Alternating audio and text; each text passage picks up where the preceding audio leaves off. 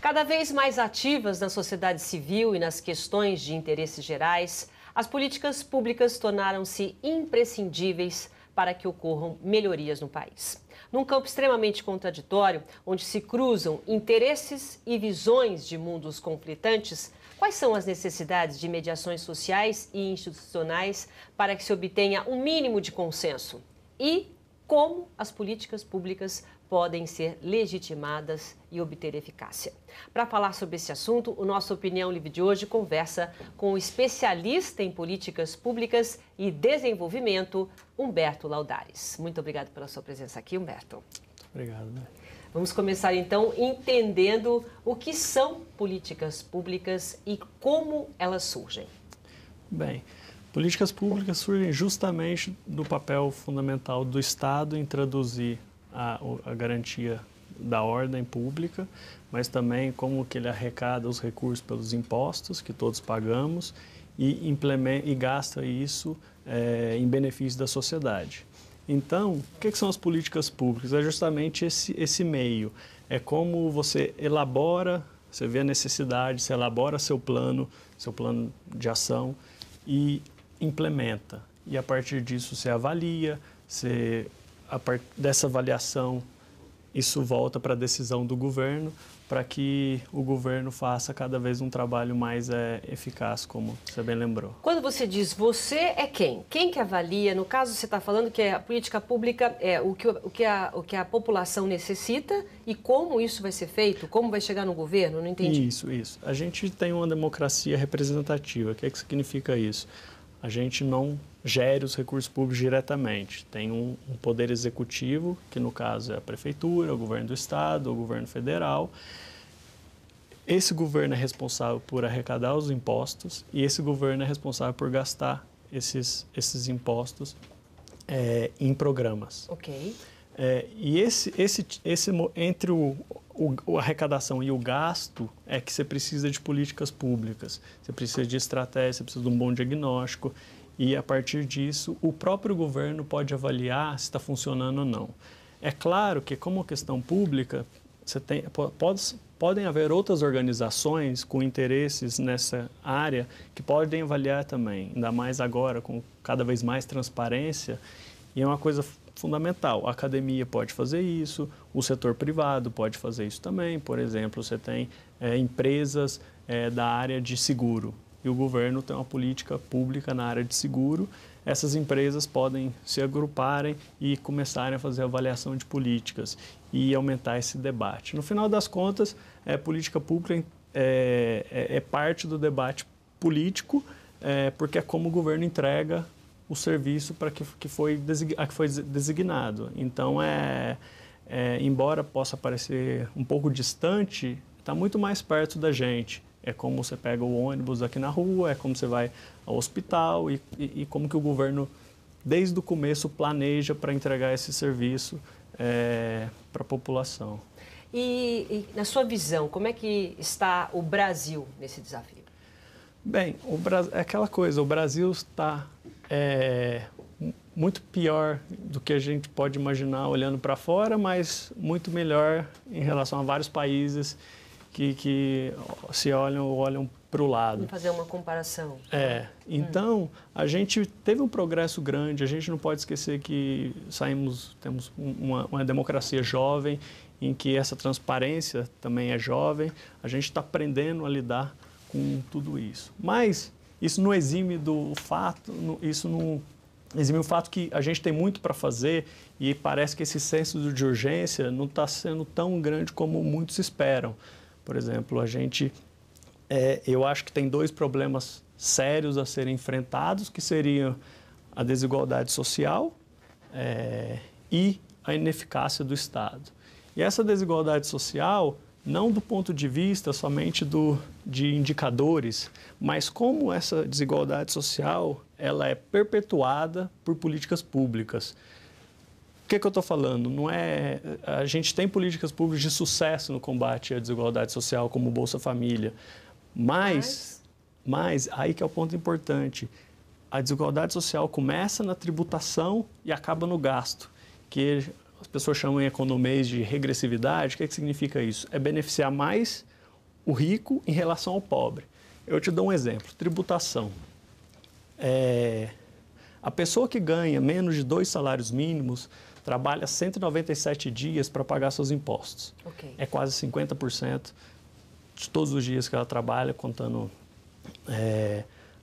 aí feriado. 190, é? 197. Isso tudo do IPEA, dado oficial. Quem ganha menos de 2 salários mínimos trabalha 197 para pagar os tributos. Quem ganha mais de 30 salários mínimos trabalha 109. Tá. Ou seja, quase a metade. Então, imagina aqueles que são muito ricos, que têm sistema de otimização tributária, que significa como você estudar a lei para pagar o menos possível. Okay. Então, a gente tem a desigualdade social começa no imposto, principalmente no assalariado. O assalariado se debita na fonte. Então, essa classe média ou a classe baixa que paga a grande parte dos impostos, além das empresas, mas é muito grande. E o que acontece também é que parte dos impostos é paga no consumo. Você tem o ICMS, que é de consumo, e esse ICMS também é regressivo por definição, porque a mesma maçã que você compra, a pessoa com renda muito menor compra e paga o mesmo imposto. Isso que eu ia perguntar, é o mesmo imposto para todo mundo? É o mesmo imposto para todo mundo. Mas aí o que acontece? Nesse mesmo imposto de consumo, o ICMS, energia elétrica, as pessoas pagam 25%, de transferência de herança, pagam 4%. O que isso está privilegiando? Está privilegiando que as pessoas mais ricas passem a riqueza para os seus filhos e essa riqueza é perpetuada intergeracionalmente. Você está facilitando para os mais ricos e dificultando, no caso, para os mais para quem carentes. não tem, não vai passar muita coisa, mas você está fazendo com que a riqueza fique concentrada naqueles que já têm. Tá. Essa é uma coisa importante. Uma coisa chocante, por exemplo, todo mundo, acho que está nos assistindo, provavelmente tem a carro ou tem algum moto, por exemplo. Você sabe que paga IPVA todo ano. Okay. E não é barato. Quem tem um helicóptero ou um jato, sabe quanto paga de... Não tenho a menor ideia, até gostaria de saber. Justo, 0. Hã? 0. Não paga nada? Não paga nada. Tá. Então, a desigualdade social, então, já começa nos tributos, é isso? Já começa nos tributos. Tá. Esse é o ponto. É um consenso entre os especialistas, todo mundo está urgindo para que seja feita uma reforma tributária bastante profunda, mas a gente está parado há muitos anos. Então, você fala, o Brasil está bom, tá, mas não é esse o ponto. O ponto é o que a gente pode avançar mais. O que eu sinto assim, quando a gente fala Brasil está bom, tal, quer dizer, esse nível, né, a gente nivelou aqui no sentido de pagamento de tributos. O que acontece? A gente sente hoje que a população ela consegue comprar um televisor, ela consegue ter o carro dela, ela consegue ter realmente um consumo maior dentro daquilo que ela tem, não pelo salário, mas principalmente pela facilidade que existe em tudo. Mas ela não tem qualidade de vida. Então isso não, aí significa um crescimento do país, um desenvolvimento. Como é que está sendo medido isso? Você tocou num ponto importante. Essa é uma discussão bastante interessante, mesmo internacionalmente, que, por exemplo, o ex-presidente da França, o Sarkozy, contratou o Stiglitz, que é um economista da Universidade de Colômbia, Prêmio Nobel de Economia, para calcular um PIB da felicidade, ou um PIB em que se leve em conta questões maiores além da riqueza. É um debate que acontece, mas é muito difícil ser implementado em todos os países para ter comparação. Porém, o gestor público, principalmente nas prefeituras, no local, quem está no dia a dia, a gente sabe que não adianta você falar assim, se alguém te fala que São Paulo cresceu 10% ao ano nos últimos 10 anos. Você cresceu aonde? Ótimo, cresceu a renda, tal, tudo bem, mas você não move. Os hospitais não continuam ótimos, a escola não está excelente, você está tendo um gasto muito alto com despesas que você paga a princípio com imposto também. Então, isso tudo fica muito mais difícil para o cidadão, para a gente abstrair como que esse crescimento se traduz na qualidade de vida.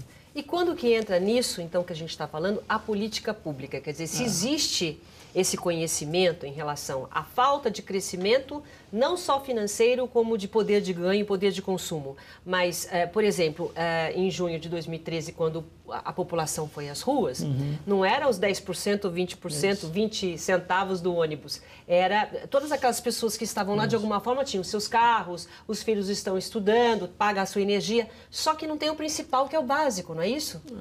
A gente tem uma contradição muito interessante, né? Porque você tem uma década que a desigualdade diminuiu, por exemplo, as pessoas de renda mais baixas, as pessoas mais pobres começaram a consumir mais, o crédito foi mais acentuado também, a economia cresceu, a economia internacional estava bem, vinha mais dinheiro para o Brasil, mais investimento, ou seja, mas ao mesmo tempo as manifestações aconteceram no momento em que tudo estava em voga, quase, você fala, quase em pleno emprego, sabe?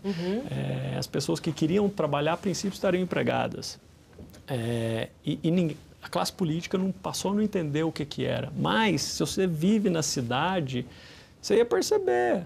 Porque se você pega um ônibus, o ônibus demora, a pessoa que hoje consegue financiar um ar-condicionado para sua casa, ela chega no ônibus, passa 2 horas no ônibus, o ônibus não tem ar-condicionado.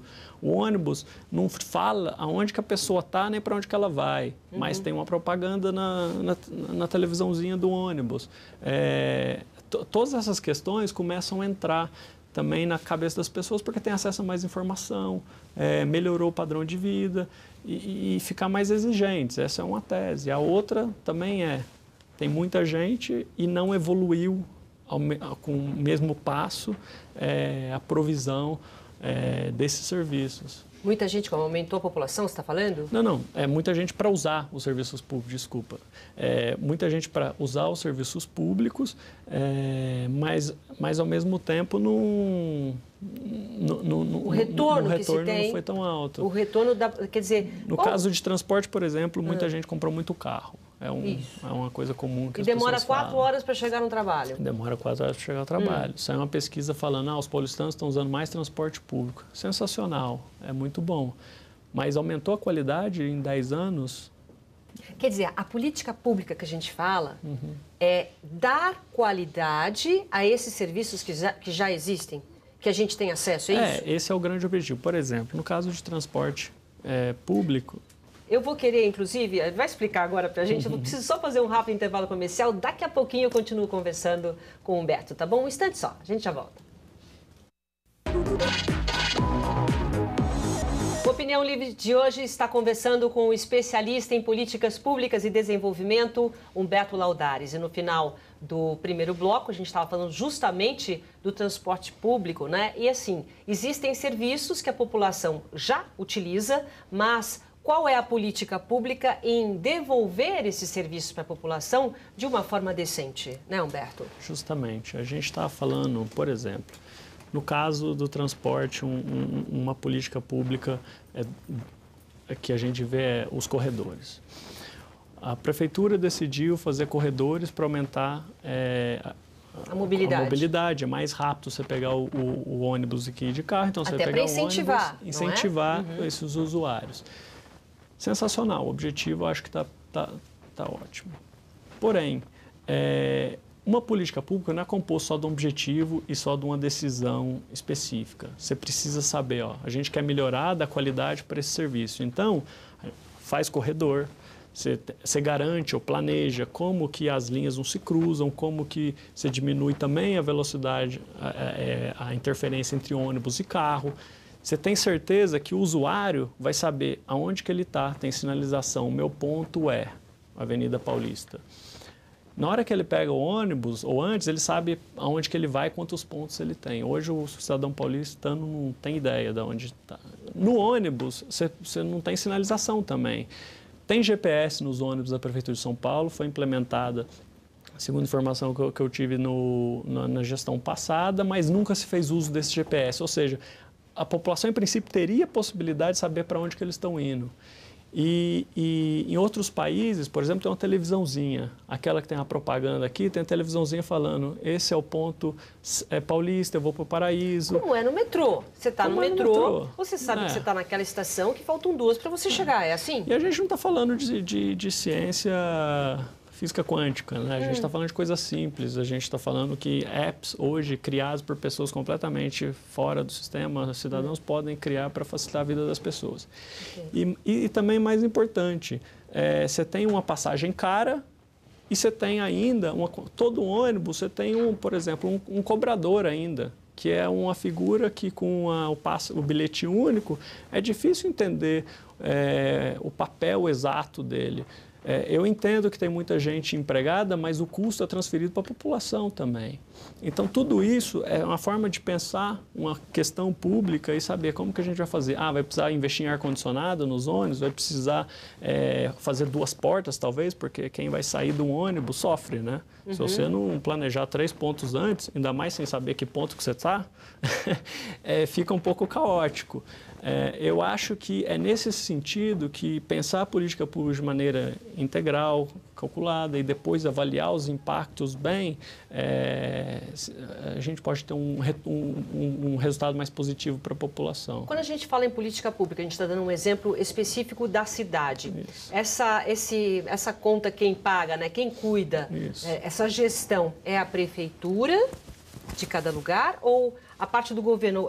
Qual é o papel do governo nesse âmbito de políticas públicas? É que as políticas públicas elas seguem os 3 níveis, federal, estadual e municipal, por exemplo. No transporte, que é uma coisa do nosso dia a dia, é a prefeitura. Segurança pública é o Estado, por exemplo. Hoje você tem uma discussão se o governo federal vai ter um papel ou não, mas é o Estado. Então, quando você tem ações de segurança, a princípio é o Estado que está promovendo. A criminalidade está aumentando, está diminuindo. E, por exemplo, outro desenho de política pública interessante na segurança é usar a ciência, os dados, a tecnologia para identificar aonde acontece mais. Você usa métodos estatísticos para saber onde tem mais assalto, onde tem mais crime. E o que acontece? Você não precisa de tantas pessoas trabalhando para a polícia, você pode focalizar ações específicas. Segurança preventiva. Justamente. E isso eu acho que no final das contas dá à população uma sensação de segurança muito maior. Agora, Humberto, a gente falou no início do programa sobre justamente os impostos que são pagos. Uhum. Então, o que está acontecendo? Você é especialista, mas a gente não é e sabe tudo isso que está faltando, né? A gente podia até sentar na mesa e conversar sobre isso. Olha, falta isso, não precisa de cobrador, eu já tenho bilhete único, enfim. Qual é a falha que está acontecendo entre o pagamento dos tributos e a gente receber esse dinheiro de volta em benefício? Não tem resposta fácil. Por que não tem resposta fácil? A gente sempre acha que, às vezes, é um problema só do governo, porque o governo, os políticos, não é verdade. Geralmente, todo problema de um país é um problema da sociedade. Não é que só os políticos fazem uma coisa, é a sociedade que faz. A sociedade aceita também o que eles fazem, E aceita também, ou seja, tudo, numa linguagem econômica, é meio endógeno, ou seja, tudo está lá no meio misturado, tudo junto, tudo separado, como as pessoas falam. Então, esse é um ponto, mas sabendo disso, a gente pode começar a pensar o que eu posso fazer. Como que eu posso cobrar melhoria de segurança, saúde, como que eu posso interferir uma agenda de um deputado, ou como você pode trabalhar diretamente em projetos nesse sentido. E aí não tem jeito de redimir a responsabilidade do governo, dos políticos, ou das instituições públicas e fazer o trabalho que deveria fazer. Mas não tem culpa de ninguém, então? Tem culpa, isso que eu estou falando, porque eles estão trabalhando lá e eles precisam entregar. Mas é difícil. E a sociedade precisa cobrar. Humberto, mas é difícil essa entrega? Porque eu sempre falo assim, quer dizer, o povo está insatisfeito. Mas ele está insatisfeito, Humberto, com o que está perto dele. Eu não sei o que está acontecendo lá em Rondônia, eu sei o que está acontecendo comigo, que eu não consigo, demoro 3 horas para chegar no meu trabalho, que se eu quiser ir no hospital, eu não vou ter um hospital bacana, eu não vou ter uma saúde legal. Por que é tão difícil dar o básico que a população precisa? É muito caro? O que acontece? Vem para aquele segundo ponto que a gente falou quais são os maiores problemas. Eu acho que a ineficiência do Estado a gente sabe é quais um problema. problemas. Então, mas esse Estado ineficiente é o Estado que demora para tudo, é burocratizado, você precisa de um serviço, aqui é comigo, eu faço até aqui. Daqui partir é o meu vizinho, depois é outro, tudo demora. E você tem um problema de aplicar os próprios programas públicos para benefício da população. Então, vai caindo em descrédito. Tem um indicador, por exemplo, do Banco Mundial, que mede os dias de abertura de empresa, fechamento de empresa. O Brasil está lá embaixo no ranking. Por mais que o ranking não fale tudo, é um indicativo que a gente não tem preocupação na área pública em fazer as coisas eficientes, fazerem as coisas bem. Se você vai a um banco, por exemplo, você tem o teu gestor de relacionamento, o teu gerente, ele vai fazer tudo. Ele não faz necessariamente tudo, mas ele conecta com as áreas que fazem, mas só ele fala com você, passa para resolver teu problema. No governo falta um pouco essa mentalidade, no atendimento ao cidadão, mas também no próprio atendimento interno. Quem trabalha em governo sabe o que é complicado gestão de relacionamento, de áreas, para não falar de ego. Justo, é uma burocracia não voltada para resolver problema. E, às vezes, é uma burocracia voltada para se garantir, para se perpetuar e ao mesmo tempo... você fica despregado do objetivo final, que é melhorar a sociedade. Humberto, isso a gente está falando em Brasil todo? Essa política pública que está empacada aí na burocracia, o Brasil todo sofre ou existem alguns estados que conseguem bem usar essas políticas? Eu acho que tem estados que fizeram coisas melhores que outros, prefeituras que fizeram coisas melhores que outras. Você tem exemplos importantes, por exemplo, para tentar modernizar a gestão em Minas, em Pernambuco. Geralmente também esse tipo de organização é correlacionado, ou seja, segue junto com a renda. Agora, uma coisa super importante, a gente tem um sistema federativo, ou seja, o Estado, município e governo federal têm independência. Isso significa que é difícil coordenar as ações. E, às vezes, por exemplo, problema de segurança não é um problema só do estado de São Paulo. Às vezes está na cidade, mas depende de outro estado, às vezes depende da Polícia Federal, porque são questões relacionadas a um comércio internacional, coisas desse tipo. Essa coordenação é um desafio muito grande do Brasil para a execução de políticas públicas de maneira eficiente. E o que acontece? As trocas de experiência, os bons exemplos, não fluem, parece. Não tem comunicação. A comunicação ela não precisa ter no papel, não precisa ter burocrática, mas ela não tem nem do espírito, do ponto de vista de espírito coletivo, de resolver problemas públicos. Tipo, sei lá, Santa Catarina conseguiu uma coisa bacana, então ela coloca num lugar que já que eu citei Rondônia, vai saber, olha, isso deu certo em Santa Catarina, então vamos fazer assim. Isso é pior quando você fala no nível municipal. Por exemplo, a questão de transporte... você tem experiências de sucesso em municípios do Brasil há algum tempo. Imagina municípios bem menores. Municípios bem menores têm muito menos acesso a boas experiências de municípios muito menores. Então, essa troca de informação e mesmo de soluções criativas para problemas conhecidos é muito baixa. E qual seria, por exemplo, no caso, na sua opinião, seriam as melhorias públicas que devem ser feitas e que ainda não foram feitas em relação a uma novidade, né? Porque a segurança, o desenvolvimento urbano a gente já tem. Tem alguma coisa que está realmente faltando e é urgente no país? Eu acho que é urgente no país uma reforma tributária. Isso é. E colocar de volta na agenda, aliás, colocar na agenda de maneira definitiva a melhoria do gasto público. E aí a gente entra em questões talvez um pouco técnicas, mas de orçamento público, de avaliação de experiências bem-sucedidas e também de trocas dessas experiências seguidas de avaliações. Eu acho que precisa ter um movimento conjunto. de governo federal, mas dos governos estaduais, das prefeituras. A gente precisa melhorar a vida do país, a vida dos cidadãos, porque as pessoas estão mostrando, não estão satisfeitas. Existe uma acomodação por parte do governo e é preciso que realmente tenha o público e a população indo às ruas para reivindicar? Ou você acredita numa mudança apenas governamental? Eu sou um democrata. O que significa? Eu acho que as grandes mudanças precisam partir de demandas sociais, e as ruas é completamente legítimo, preservando o bem público.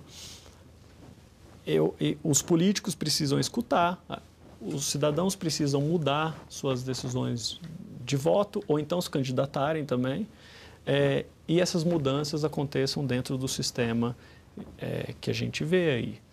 Ou seja, com melhores deputados, melhores senadores, melhores políticos, um quadro técnico mais preparado e aí isso vai. Eu não vejo que vai ter uma revolução ou que vai acabar com essa ordem, mas a gente, como cidadão, precisa pressionar e precisa fazer parte.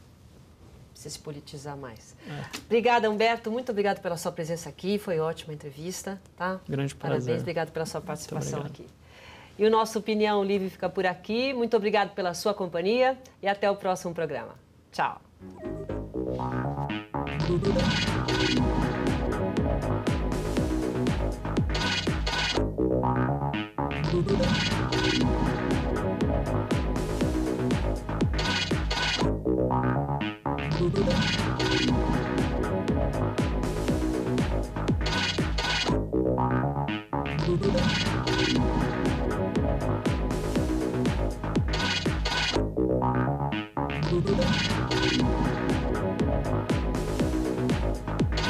Informações sobre uma vida mais saudável e com qualidade de vida você encontra aqui na TV Unip.